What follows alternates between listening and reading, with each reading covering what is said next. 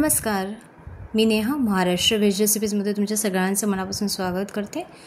तर आज मी एक नवीन पदार्थ बनवणार आहे। त्या पदार्थाचं नाव क्रिस्पी चाट। तुम्हाला हे बघून वाटत असेल की हिने शंकरपाळी केली की काय, पण नाही, हा शंकरपाळी नाही आहे, शंकरपाळीच्याच आकाराचा एक क्रिस्पी चाट केलेला आहे। तर मी काय केलेलं आहे, रात्रीचे माझे 2-3 पालक पराठे राहिले होते, तर त्यापासून मी हा पदार्थ सकाळी बनवत आहे।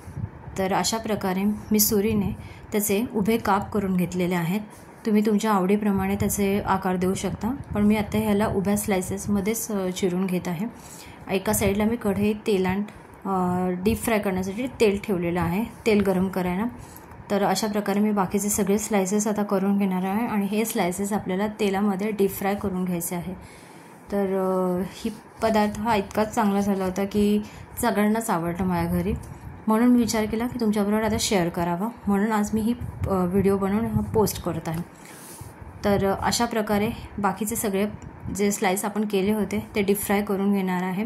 शंकरपाळी जशी लागते खाली शंकरपाळी, त्याचप्रमाणे हे खूप छानपैकी क्रिस्पी झालेलं आहे। तसंच क्रिस्पी लागतं आणि कुरकुरीत लागतं, त्यामुळे खायला पण खूप छान झालेलं आहे। तुम्ही बघू शकता चांगले इझिली ते ब्रेक होत आहेत। अशा प्रकारे तुम्ही चटणी बरोबर किंवा सॉस बरोबर हे सर्व करू शकता, किंवा हे नुसते पण खायला खूप छान लागतात। माझी रेसिपी कशी वाटली ते कमेंट करून सांगा, आणि अशाच रेसिपी बघण्यासाठी माझ्या चॅनलला सबस्क्राईब करा। Thank you so much.